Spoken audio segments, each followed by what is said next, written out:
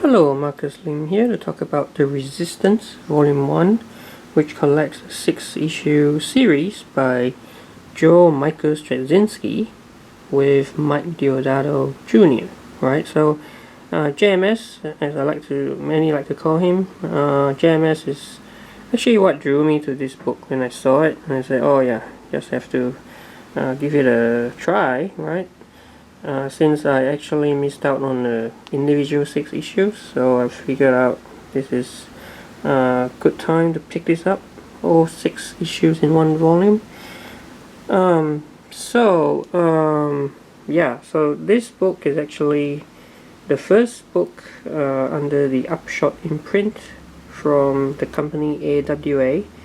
So AWA is a relatively new company. It stands for artists, writers, artisans.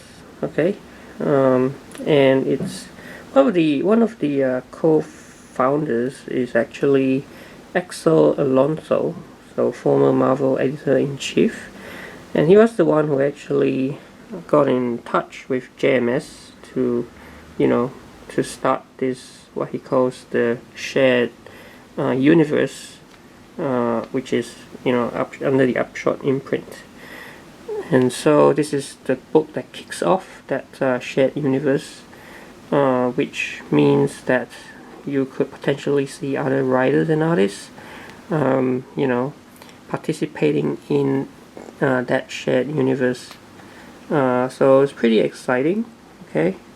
And in terms of what they've tried to set out to do, right, if I just have a quick look at the back here, I mean, there is an interview with, well, not an interview, like more of a, like a letter from JMS himself, where he describes, what the series is all about, and he's saying that, he felt the need to write something that would speak to our current paradigm as a society, just as the early DC books spoke to a post-World War II environment, okay? And also, the Marvel books arose during the 60s, reflected a paradigm that favored anti-authority figures, right? So the question is, what is the paradigm right now, right? What do we want to say with this story, and why should it matter to the readership today? And obviously today we live in a very global world, right? And so that's the point, isn't it? So he's taking it even one step further by this concept of the democratization of superpowers, right? So here you go. The democratization of superpowers. You don't need to be an industrialist, billions of dollars. You don't need to be a scientist, So anyone really can have superpowers. That's what he means by the democratization of superpowers. Right, you don't have to be like Spider-Man, who happens to get bitten by a spider, or Batman, who's so rich that no one else can be like him other than himself.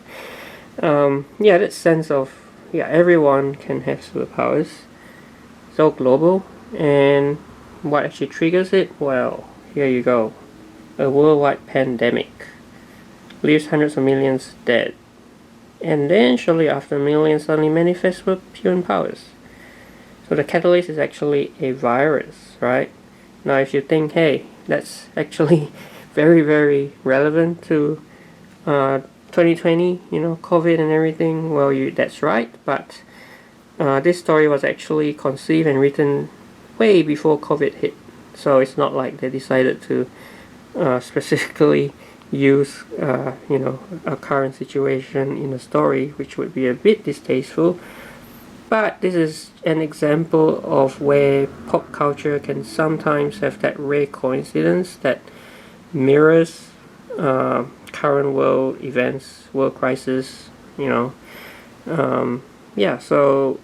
in a way this is very, very close to reality, even more so than what he intended, right, when he said, speaking to the current paradigm of society today. yeah, so you can see here, it's times like this that pop culture can become a kind of psychic safety valve for the paranoia and terror of the times. So let's have a quick look at this. So resistance, and as you can see, it starts off with the Earth, correct? Because this is a very planetary scale story, right? Pandemic.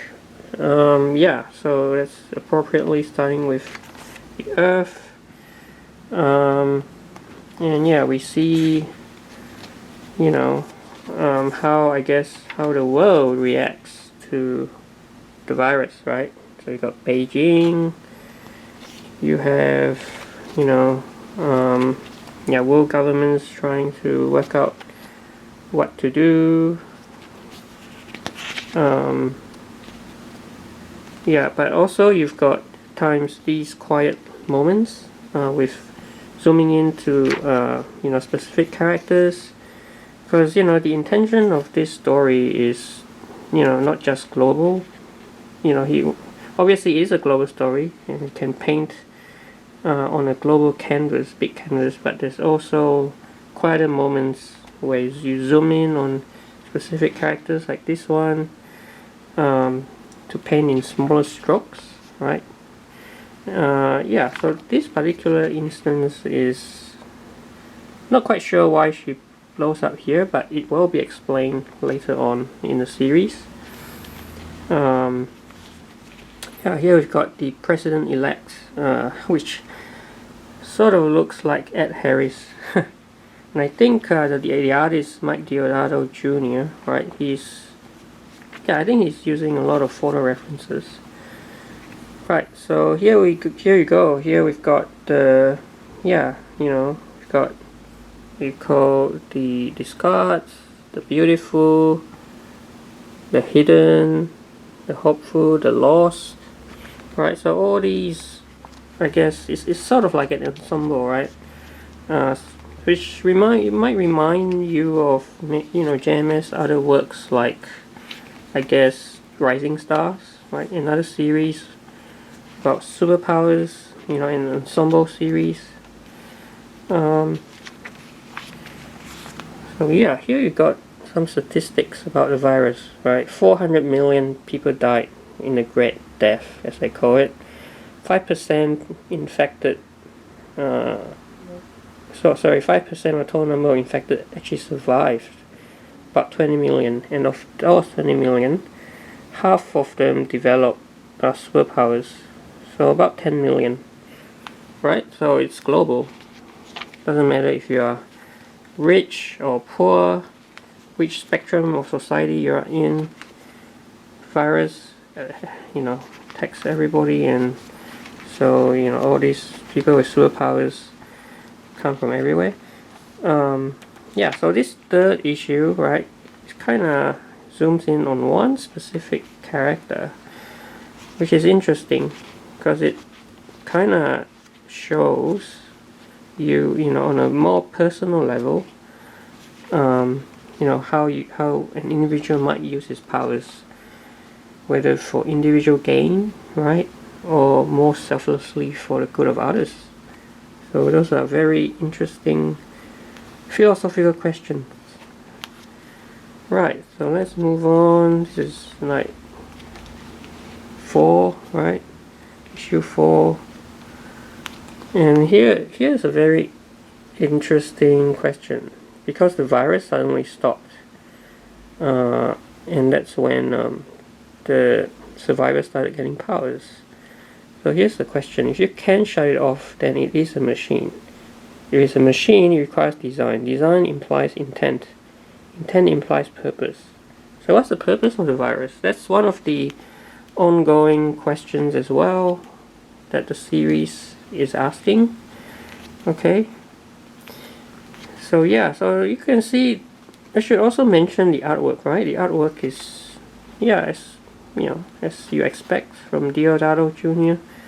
Pretty gorgeous looking, right? All these like battle scenes, fight scenes, he handles really well, and also the quiet moments as well, right? It's just, yeah, JMS and Mike Deodato Jr. worked together for Amazing Spider-Man back in the day, and this is like them reuniting, you know, two creators at the height of their abilities. Alright, so this is what we've already seen. Here's some variant covers. Okay, variant covers. And yeah, some extras with like excerpts from the script, along with the pencils by Mike Deodato Jr.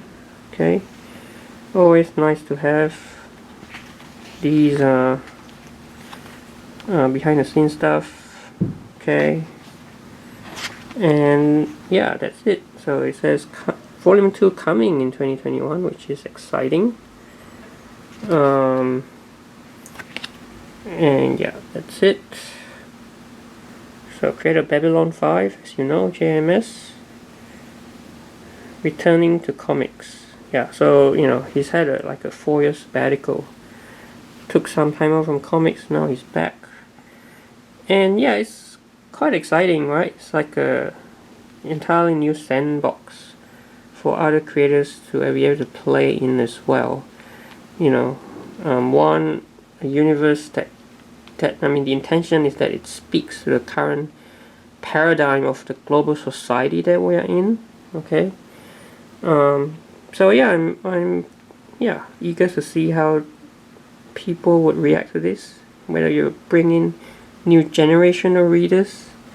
So yeah, this is your chance to get in on the ground floor of this story. It's still early days. Okay, and yeah, that's it from me. So this is The Resistance Volume 1. Go check it out, and do like and subscribe to my channel as well. Thanks.